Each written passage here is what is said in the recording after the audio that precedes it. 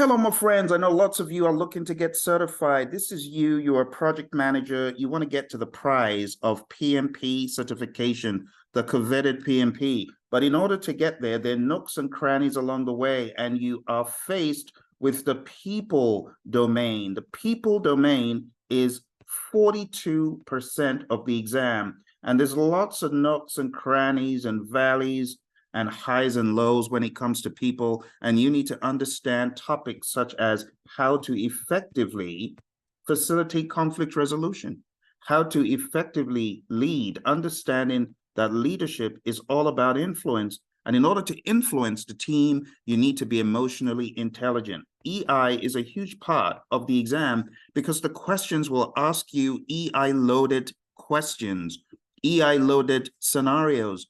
And you need to understand there's a mindset for PMP certification, and it's people, individuals, interactions first over the processes and tools. The PMP exam does not focus as heavily on the processes and tools as you may think. Now, the process of project management is very fluid and has a lot of people-oriented concepts. And therefore, when you think about the process domain, it's important that you don't see it as being just ITTOs, inputs, tools, techniques, and outputs. No, instead, the exam, even though it's 50% process, is going to test you on concepts that are heavily centered on hybridization, heavily centered on agile, heavily centered, my friends, on combining the people aspects with the process piece. So when you hear process, it's important that you don't just see process as being isolated. There are a lot of questions that are loaded. They got like a triple whammy of people, process, and even some business language. And therefore, when you look at the exam, you cannot isolate the questions as this is purely stakeholder, this is purely cost, this is purely schedule. You can't do that. It's all mixed in, and a lot of the exam is hybridized and also agile. And that's why on the PMP exam, you hear that it's 50% predictive and 50% agile and hybrid. That should tell you that there's a lot of mixing and matching going on. So as you go into this exam, don't be hyper-focused on nothing but ITTOs and cramming processes and cramming process groups and knowledge areas. No, understand them, but know that your exam is going to be heavily blended. Lastly, you're going to have questions of a business nature. And this is where you need to put on your business hat to seek out the 8% of the exam. That could just be a cool giveaway if you spend some time understanding things like the business case, understanding the benefits management plan and the benefits register, and understanding that the person who is responsible for this is the project sponsor. Now, this is just one way of looking at the PMP exam. If we're going to go to the next level, I'll draw a whole totally different map, which is about understanding one of the most popular frameworks used in the world of Agile, and it's Scrum. You got to understand your product backlog. What exactly is it? Who is in charge of this backlog? Who is responsible and even accountable for the priming of the backlog, for the updating of the backlog? You need to understand the sprint backlog is a subset of the product backlog that we're doing within the iteration. You got to understand that the sprint backlog is derived from your sprint planning event. Sprint planning is just one of the things that happens in the wider bubble of the sprint itself. So we have the sprint where all the action takes place, right? We have the sprint backlog, which is generated as a result of that. The sprint backlog could have inside it user stories, customer requests. It could be requests of any nature. You got to remember that a sprint goal helps. And then the next thing to think about is what happens in the sprint. It's anywhere from 1 to 4 weeks. We say 4 weeks or less. The sweet spot in industry is 2 weeks. You got to understand that the daily scrum happens. When we say daily, we mean daily. Someone said we have a weekly daily scrum. Oh, no, that's not a daily scrum. A weekly meeting is not a daily scrum. You can't just rename it. In a daily scrum, we want to answer either the 3 questions, what we did yesterday to move us towards the goal, what we're going to do today to move us towards the goal, and are there any impediments? Or you could walk the board. You could start off from those items closest to being done and speak to them, or some other type of arrangement. You also need to remember that somewhere in the middle of the sprint, there should be some backlog refinement going on, even though it's not a formal ceremony in the Scrum Guide, but it's something you want to know about. You also need to understand, ultimately, you're going to get that increment. Whatever that increment is, we call it potentially shippable increment, because we don't have to ship if it's not featured enough. Then you need to remember that we have the sprint review, where we show what we have done, we present what we have done, we talk about what was accomplished and what was not. And then we can even collect some new items, new requests, new stories from the stakeholders. And ultimately, the final thing that happens is the sprint retrospective. And the sprint retrospective is where the team inspects itself, inspects the process, and asks, what can we do better immediately, or what can we do better on the next go round? So there's an idea that you have some input into the next sprint. So into the sprint backlog, you can have some improvement items that you seek to improve on the next sprint. But this framework, even though it's very simplistic, my friends, it is a great base to build your understanding of Agile on. Once you have understood the Agile manifesto values and the principles, and by values, I mean individuals and interactions over processes and tools, working product over comprehensive documentation, customer collaboration over contract negotiation, responding to change over following a plan. When you understand the concept of valuing those items on the left over the items on the right, you can then build further by putting everything you look at into a Scrum lens, just to help you. Think about it as a guardrail to help you in your understanding of Agile practices. Okay, I'm not saying Scrum is the only way in Agile, but for your exam, you need to understand this. This is documented really well in the Agile Practice Guide. If you haven't read the Agile Practice Guide, which is about 120 something plus pages, I would highly recommend you do that. So there are a number of things that I'm recommending that you do to up your game in the world of the PMP exam. I'm going to give them to you one by one. Number one, I want you to understand at a high level process groups and knowledge areas. I'm not saying go cram them. I'm saying understand them at a high level. The process groups: initiating, planning, executing, monitoring, and controlling and closing. The knowledge areas, the mnemonic is I saw 6 Cubans quietly rolling cigars, really puffing smoke. You need to understand what this means in the context of project management. What is each knowledge area? What are some of the things we do? Where do we develop a project charter? Why is it in integration? What else do we do in integration? Why do we talk about change control so much in predictive? But you need to understand the way we control and manage change in predictive is different from the world of Agile. Agile is fluid and dynamic, and it's handled by the product owners working with the stakeholders and the customer in a more fluid way. So you got to understand that piece first. I would also recommend that you understand the 12 principles of project management in PMBOK 7. You got to read PMBOK 7, the values, the principles talked about, which are based on the PMI's code of ethics. You can find that freely. Just Google 12 PMI project management principles. Number 2, I've already covered this. You got to understand your Agile manifesto, the values and the principles. Then you got to understand the concept of Scrum. I would also highly recommend number 4, understand the concept of Kanban, because in the Agile Practice Guide, where you can read up more about this, we talk about different types of Agile. We talk about iteration-based Agile, flow-based Agile. Kanban is an example of flow-based Agile. Scrum is an example of iteration-based Agile. You need to understand these contexts for your exam.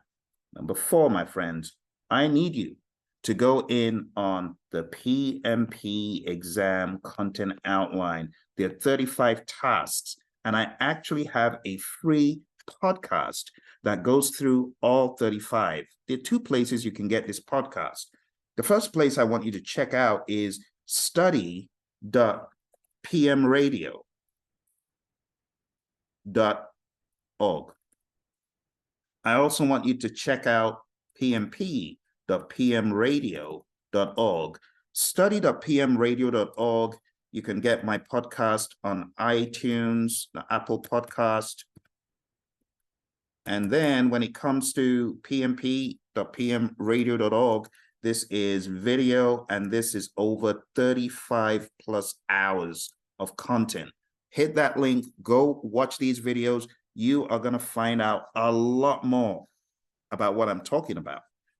And this will help guide your roadmap to your PMP excellence, because I know lots of you are struggling alone. You don't know what to do.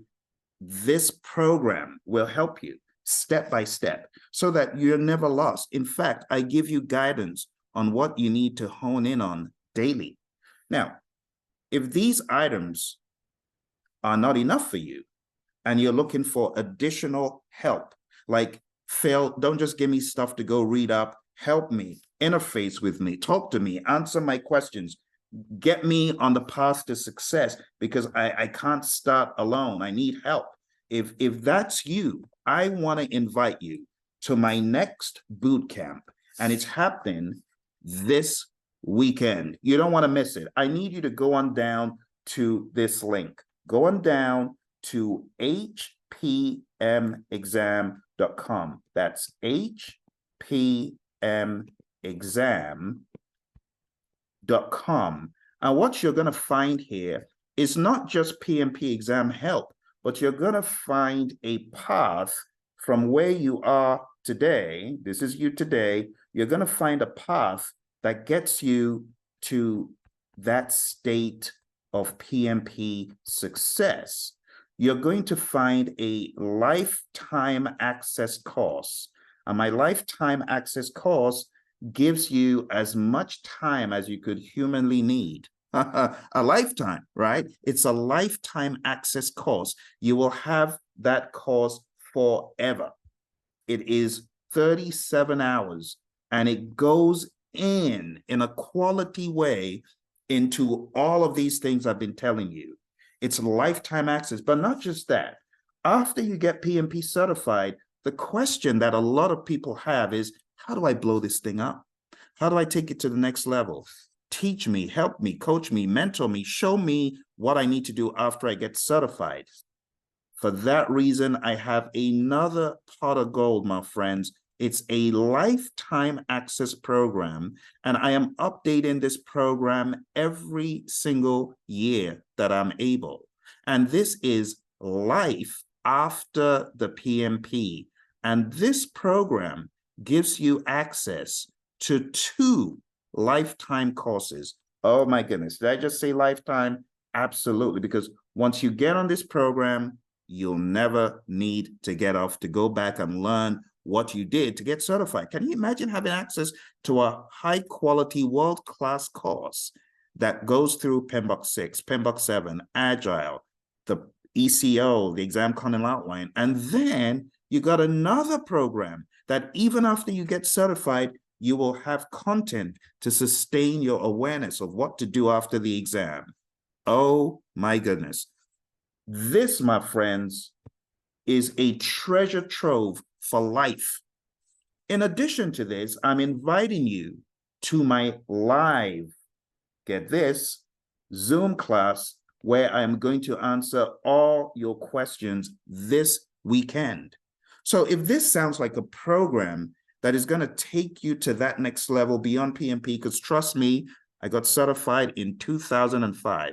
And I can tell you this, I've come across many PMPs along the way, but I've also come across many PMP casualties who have no clue of what to do after they get certified, which is why this right here is pure gold. And for those of you who get certified quickly enough, I'll even invite you to one of my lives on life after the PMP exam.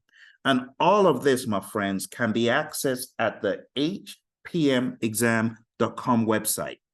Don't miss a beat. Don't look anywhere else, because I'm telling you, you are not going to get offers like this. As part of this training program, I'm giving you 2 full-sized PMP study books on predictive and agile. I'm giving you my PMP exam immersion content in a book. I'm giving you my agile principles book that I wrote with my buddy Roy at no additional cost. I am also going to be giving you, watch this, over 30 hours of audio content that is not in any of my online podcasts, but this is carefully curated content from my project management audio digest series that if you really want to learn project management for life, I'm telling you, this package will help distill the 49 processes, the 5 process groups. I have scenarios, I have professional actors acting out dramatical representations of all of those project management concepts and terminology. On top of that, I am also offering Agile audio to help you get good with your Agile. So this package is just insane. Typically, this will go for thousands of dollars, but I'm not even giving it to you for half of a grand. I'm giving it to you for less. You need to go on down to hpmexam.com, check out this offer. And honestly, if you don't take this offer to help you in your journey towards PMP and beyond, you are not going to find this offer anywhere else. You're also not going to find as seasoned a trainer and coach who puts everything into your well-being as a PMP, because my track record speaks for itself. I put out stuff for people all the time. But this time, I want you to go a step further to come, break bread, understand how to get to the next level beyond PMP, because I don't just want you to get certified. I want you to blow this thing up. I want you to dominate. I want you to attack the opportunities. Are you listening to me? This is not just about PMP. This is about the long game. Okay? So, if you're still listening to the sound of my voice, it's for a reason. You know you need to do this. So go on down to hpmexam.com. Let me make it very clear. HPM just means hybrid project management, because the PMP is a hybrid project management exam when you boil it down. If you're not good with hybridization, you will find it hard. I want you to be like a shapeshifter on the exam, to shift like a chameleon between predictive, hybrid, agile, you name it, between Scrum, the 49 processes, whether it's develop project charter or developing a roadmap or carrying out some sort of iteration task. As the INVEST acronym suggests, you got to be independent, negotiable, valuable, estimable, small enough to fit within a sprint, testable. When you're taking a look at your user stories, I want you to be able to think seamlessly, to be able to shift, my friends. This is the mindset that I am going to be teaching you at hpmexam.com. Check out the website. This is 1 in a million opportunity. I don't do this all the time. Check out the site and let's get rolling. Thank you very much, and I wish you all the very best on your exam.